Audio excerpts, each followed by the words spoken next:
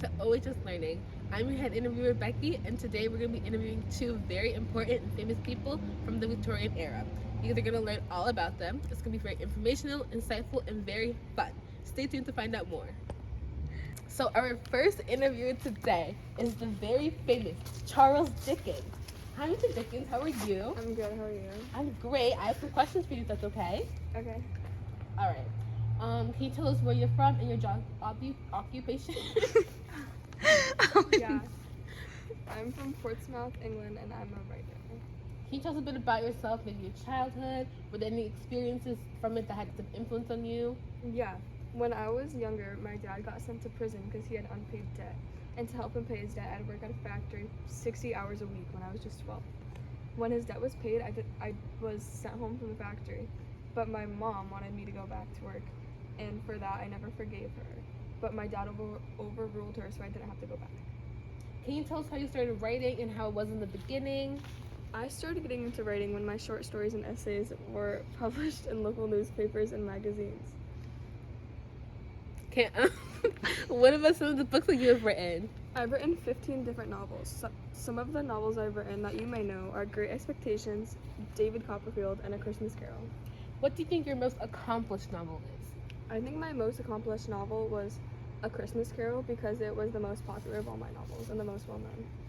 Can you tell us a bit about your novel Great Expectations? Yeah, the novel Great Expectations is loosely based on my own life. Pip and I both dreamed of becoming proper gentlemen, and both of our families struggle with money. But Pip was randomly brought into great fortune and was able to lead the life he always dreamed of. He faced many challenges throughout, though. I wrote this novel in less than a year. Do you have any values that you hold close to your heart, and is it seen in any of your books? Yeah, so I never really agreed with the class system of my era. I believe that all people were equal, and this is why I wrote multiple novels in the narration and focus on lower class children and lower class families. Nice. Can you tell me anything about the Victorian period and how that specific time period affected you? Yeah, a lot of my novels reflect the problems that occurred during the Victorian era, like poverty and corruption of workplaces and the criminal world. Okay. Can you relate to any characters in your books? If so, in what ways? I think I can relate to Pip in Great Expectations. His motherly figure, his sister, was always strict and a bit mean, but his fatherly figure, Mr. Joe, is always there to comfort Pip and bring a smile to his face. Likewise, I wasn't as close with my mother as I was with my father. Do you have any fun facts you can tell us about yourself before we wrap it up here? Yeah, one of the funniest facts about me is that a portrait of my wife was mistaken as being me in drag. I also wrote A Christmas Carol in 6 short weeks. I also didn't grow out my signature beard until my 40s. Oh, thank you so much, Mr. Dickens. It was an absolute pleasure to interview you. Our first person that we're going to interview today is Miss Jane Austen, a very famous writer from the Regency period. Hi, Miss Austen. Hello. How are you today? I'm good. How are you? I'm doing great. I have some questions to ask you, if that's okay. Yeah, of course. All right. My first one is, where are you from and what's your job occupation? I'm from Steventon, Hampshire, England, and I'm a famous author from the Regency period. Okay. Can you tell us a bit about yourself, maybe your childhood? Yeah, long before I was born, my father grew up as an orphan, and with the help of his rich uncle, I ended up getting ordained by the church. My mother grew up rich, and she was wealthy, and my father met her and ended up marrying. I have 7 siblings. I'm the second youngest. I have a sister, Cassandra, and I'm very close with her. As I grew up, I really treasured intelligence and learning, and I thought that it was very important as a child to learn about like reading and stuff like that. My family used to set up little plays, and I would like direct them and I'd write about them, and I think that's how I started writing in the first place. I ended up writing mini poems when I was 12 years old, and that's kind of how I started getting into my novels. Nice. So what are some of the books that you have written? I've written some very impressive novels, which are Sense and Sensibility, Pride and Prejudice, and Emma. Those are my 3 favorites, actually. What do you think your most accomplished book is? Definitely Pride and Prejudice.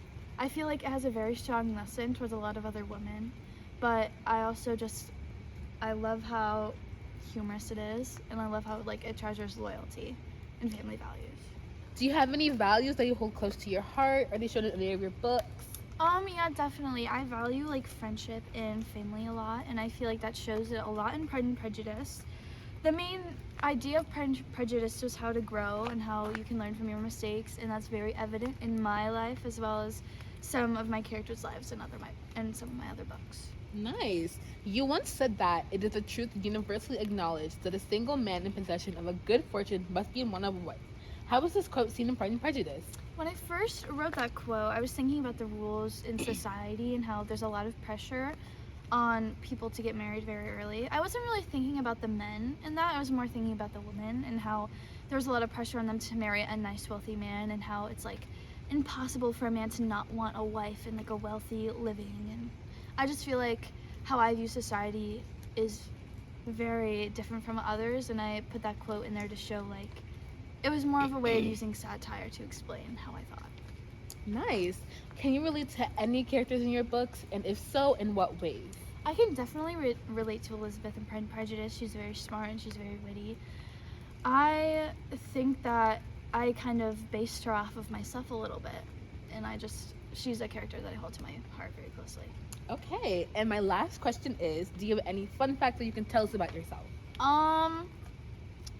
That I am awesome and amazing, and that I'm a great writer, and that you should read my books. Great. Thank you so much, Miss Austin. It was a pleasure. Thank you guys so much for tuning into this episode of Always Just Learning. I hope you guys learned a lot and it was very informational and insightful for you. I'm your interviewer, Becky, and I'll see you guys next time.